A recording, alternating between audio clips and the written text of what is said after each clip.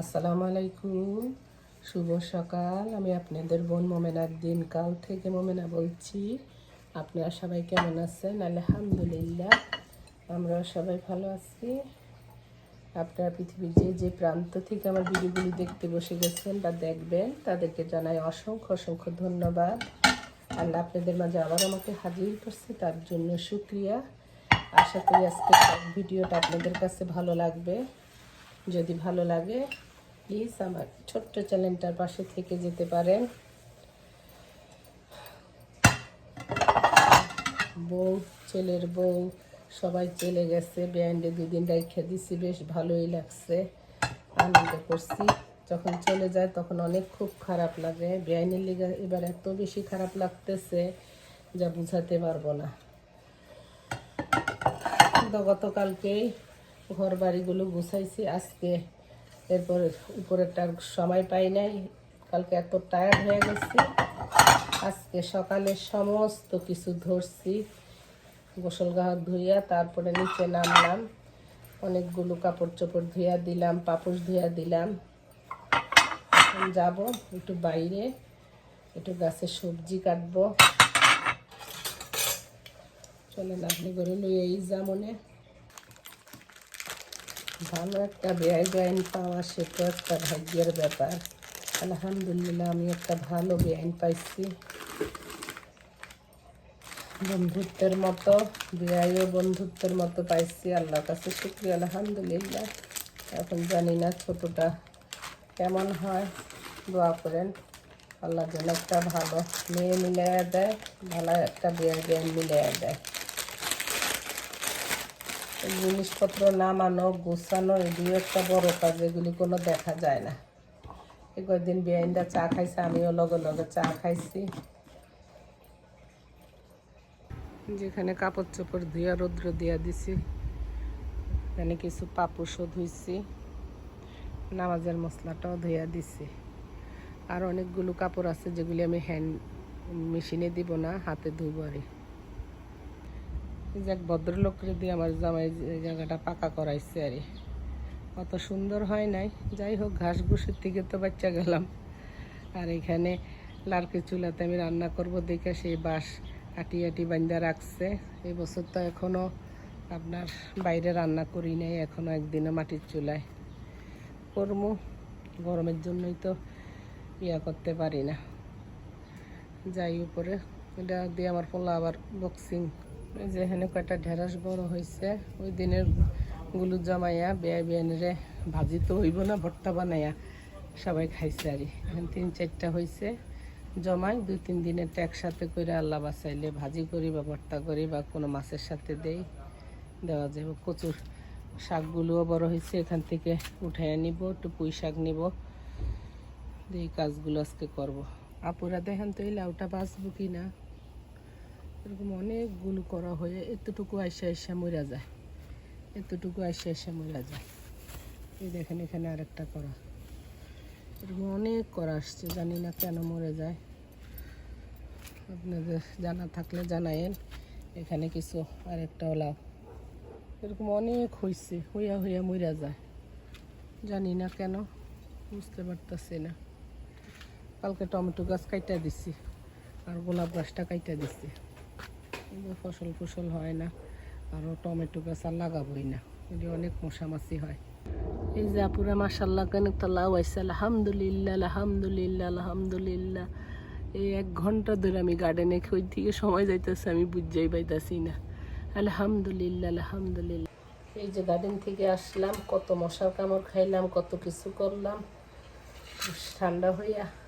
এই যে আলহামদুলিল্লাহ 2টা শশা, এই যেটা চাপার ভিতরে পইরা এটা ইয়ে হইতে পারে নাই। আর 2টা শশা, ওই যে টমেটো গাছ কেটে লিছি কিছু টমেটো, আর আপনার 4-5টা ঢেঁড়স।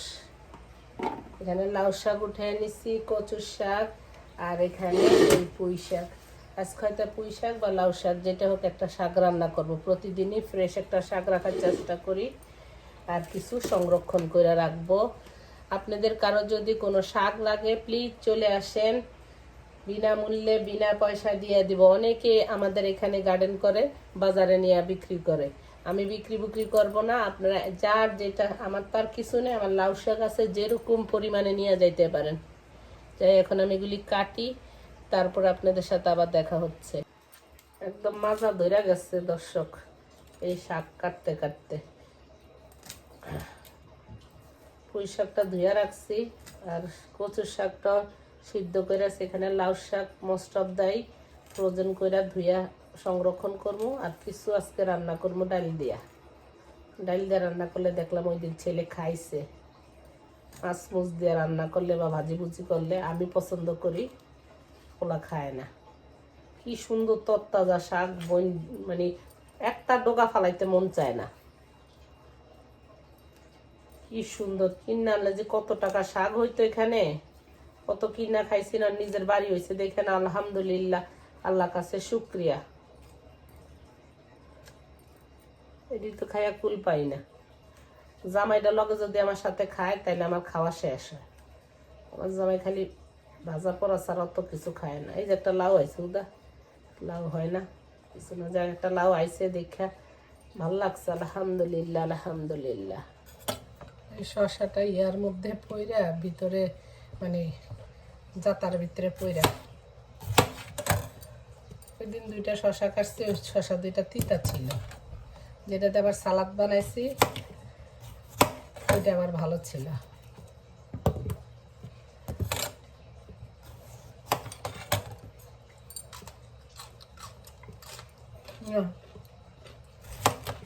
এটা তিতা নেই।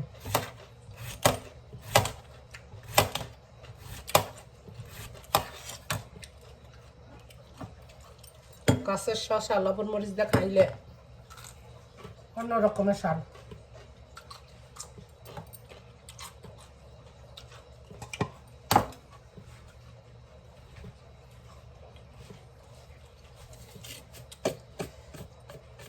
দেখ মশার কামড় খায়, আর যে কয়টাই শসা হয়েছে আলহামদুলিল্লাহ আলহামদুলিল্লাহ।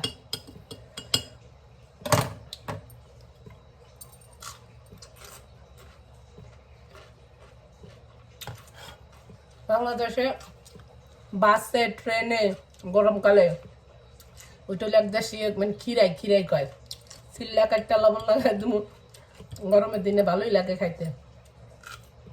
আমার মতো এইভাবে শসা খাইতে পছন্দ করেন, গাছের তাজা, কমেন্টে জানাইতে পারেন। সব সময় তো আমরা পুঁই শাক দিয়ে ডাল দিয়া খাইছি, আজকে আমি লাউ শাক দিয়া ডাল দিয়ে রান্না করছি, মুসুরির ডাল দিয়া, খাইলেই খাওয়া হয়।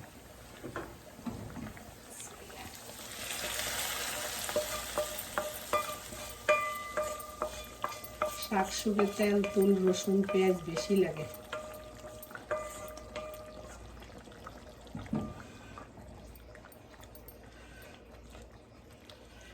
পুঁই শাকগুলো রাখিয়ে দিয়েছি, লাউ শাকটাই রান্না করলাম।